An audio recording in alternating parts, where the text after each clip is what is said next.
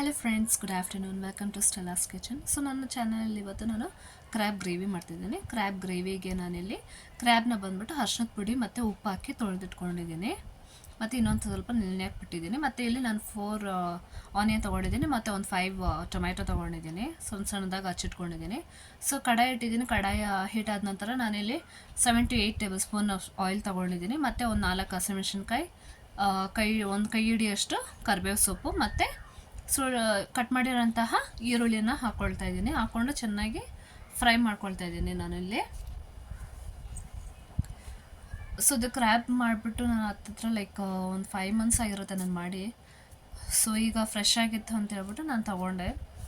So ಇದು crab ಒಳ್ಳೆ taste ಕೊಡುತ್ತೆ ಮತ್ತು ಓವರ್ ಹೀಟ್ ಸಹ.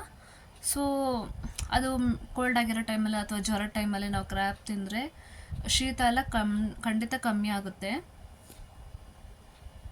ಸೊ ಈ ಥರ ಒಂದ್ಸರಿ ಟ್ರೈ ಮಾಡಿ ನೋಡ್ರಿ. ನಾನು ಗ್ರೇವಿ ಮಾಡ್ತಾಯಿದ್ದೀನಿ, ಫ್ರೈ ಮಾಡ್ತಿಲ್ಲ. ಸೊ ಫ್ರೈ ಮಾಡೋದು ನೆಕ್ಸ್ಟ್ ವೀಡಿಯೋಲ್ಲಿ ಅಪ್ಲೋಡ್ ಮಾಡ್ತೀನಿ ನಾನು. ಮತ್ತು ರಸನೂ ಸಹ, ಕ್ರ್ಯಾಬ್ ರಸ ಸಹ ಅಪ್ಲೋಡ್ ಮಾಡ್ತೀನಿ ನಾನು, ನೋಡ್ಕೊಳ್ಳಿ. ಇದೊಂದ್ಸರಿ ಟ್ರೈ ಮಾಡಿ ನೋಡಿ ಕ್ರ್ಯಾಬ್ ಮಾಡೋದಿದ್ರೆ. ಸೊ ಇಲ್ಲಿ ನಾನು 1 ಟೇಬಲ್ ಸ್ಪೂನ್ ಅಷ್ಟು ಶುಂಠಿ ಬೆಳ್ಳುಳ್ಳಿ ಪೇಸ್ಟ್ ಹಾಕ್ಕೊಂಡಿದ್ದೀನಿ. ಹಾಕ್ಕೊಂಡು ಚೆನ್ನಾಗಿ ಮಿಕ್ಸ್ ಮಾಡ್ಕೊಳ್ಳಿ, ಹಸೆ ವಾಸನೆ ಎಲ್ಲ ಹೋಗಲಿ.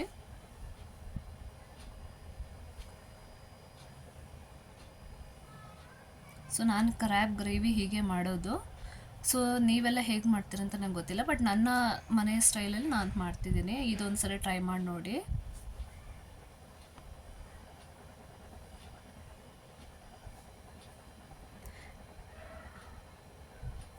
ಸೊ ಚೆನ್ನಾಗಿ ಬಾಡಿಸ್ಕೊಬೇಕು ನೋಡಿ. ಇಲ್ಲಿ ಟೊಮೆಟೊ ಹಚ್ಕೊಂಡಿರೋಂತಹ ಟೊಮೆಟೊನ ಹಾಕ್ಕೊಳ್ತಾ ಇದ್ದೀನಿ. ಸ್ವಲ್ಪ ನಾನು ಹಣ್ಣು ಟೊಮೆಟೊ ತೊಗೊಂಡಿದ್ದೀನಿ, ಕಾಯಿ ಟೊಮೆಟೊ ತೊಗೊಳ್ಳಿಲ್ಲ. ಹಣ್ಣು ತೊಗೊಂಡ್ರೆ ಸ್ವಲ್ಪ ಬೇಗ ಕುಕ್ ಆಗುತ್ತೆ. ಸೊ ಈಗ ರುಚಿಗೆ ತಕ್ಕಷ್ಟು ಉಪ್ಪು ಅದರಲ್ಲಿ ಹಾಕಿ ಚೆನ್ನಾಗಿ ಮಿಕ್ಸ್ ಮಾಡ್ಕೊಳ್ಳಿ. ಸೊ ನಾನಿಲ್ಲಿ 2 ಟೇಬಲ್ ಸ್ಪೂನಷ್ಟು ಉಪ್ಪು ಹಾಕ್ಕೊಂಡಿದ್ದೀನಿ. ಸೊ ನಿಮ್ಮ ರುಚಿ ಹೇಗೆ ಬೇಕೋ ನೀವು ಆ ಥರ ಉಪ್ಪು ಹಾಕ್ಕೊಂಡು ನೀವು ಬಾಡಿಸ್ಕೊಳ್ಳಿ ಅದನ್ನು. ಸೊ ಚೆನ್ನಾಗಿ ಮಿಕ್ಸ್ ಮಾಡ್ಕೊಳ್ಳಿ, ಸ್ವಲ್ಪ ಕುಕ್ ಆಗಲಿ. ಸೊ ಈಗ ಇದು ಮೆಂತ್ಯ ಪೌಡರ್, ಇದು ಮೆಂತ್ಯ ಕಾಳಿದೆ ಅಲ್ವಾ. ಸೊ ಅದನ್ನು ಚೆನ್ನಾಗಿ ರೋಸ್ಟ್ ಮಾಡಿಬಿಟ್ಟು ನಾನು ಮಿಕ್ಸಿ ಜಾರಲ್ಲಿ ರುಬ್ಕೊಂಡು ಅದನ್ನು ಹಾಕ್ತಾಯಿರೋದು ಮೆಂತ್ಯ ಕಾಳು ಪೌಡರ್ನ. ಇದು ಏನಕ್ಕೆ ಹಾಕ್ತಿದ್ದೀನಿ ಅಂದರೆ, ಇದು ಕ್ರ್ಯಾಬ್ ಬಂದ್ಬಿಟ್ಟು ಓವರ್ ಹೀಟ್ ಅಲ್ವಾ. ಸೊ ಸ್ವಲ್ಪ ತಂಪಿರಲಿ ಅಂತ ಹೇಳ್ಬಿಟ್ಟು ನಾನು ಅದನ್ನು 2 ಟೇಬಲ್ ಸ್ಪೂನಷ್ಟು ಹಾಕ್ಕೊಳ್ತಾ ಇದ್ದೀನಿ. ಮತ್ತು ಈಗ 1.5 ಟೇಬಲ್ ಸ್ಪೂನಷ್ಟು ಅರ್ಶಿನದ ಪುಡಿ ಹಾಕ್ಕೊಂಡಿದ್ದೀನಿ.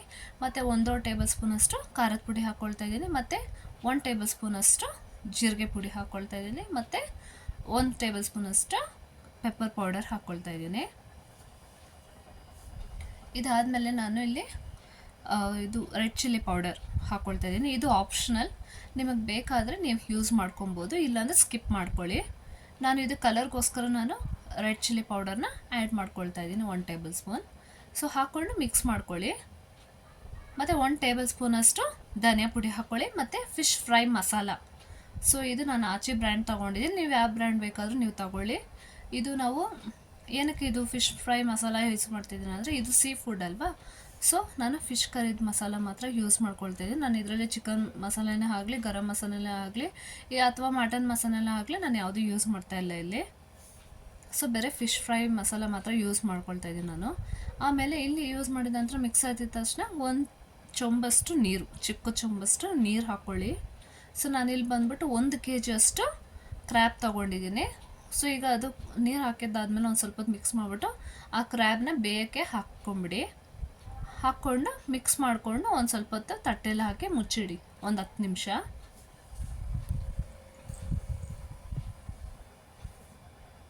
ಸೊ ಒಂದು 10 ನಿಮಿಷ ಆದಮೇಲೆ ನೋಡಿ, ಸ್ವಲ್ಪ ನೀರೆಲ್ಲ ಎಳ್ಕೊಂಡಿದೆ. ಇದು ಈ ಥರನೇ ಕಾಣೋದು 10 ನಿಮಿಷ ಆದಮೇಲೆ. ಲಾಸ್ಟಲ್ಲಿ ನಾನು ಗ್ರೇವಿ ಮಾಡ್ತಿದ್ದೀನಿ ಅಂತ ಹೇಳ್ಬಿಟ್ಟು ನಾನು ಇಷ್ಟರಲ್ಲೇ ಆಫ್ ಮಾಡ್ಕೊಳ್ತಿದ್ದೀನಿ. ನಿಮಗೆ ಬೇಕಂದರೆ ಫ್ರೈ ಥರ ಅಂದರೆ ನೀವು ಫ್ರೈ ಮಾಡ್ಕೊಳ್ಳಿ. ನಾನು ಲಾಸ್ಟಾಗಿ ಕೊತ್ತಂಬರಿ ಹಾಕ್ಕೊಂಡು ರಸದ ಅನ್ನದ ಜೊತೆ ಇದು ಕ್ರ್ಯಾಬ್ ಗ್ರೇವಿ ರೆಡಿ ಆಗಿದೆ. ಸೊ ಈ ಥರ ಟ್ರೈ ಮಾಡಿ friend. Please do subscribe my channel, like, share and comment. Thank you so much. See you on next video. ಅದುವರೆಗೂ ಚೆನ್ನಾಗಿರಿ, ಆರಾಮಾಗಿರಿ. God bless you and please do subscribe my channel. Thank you. Bye, take care.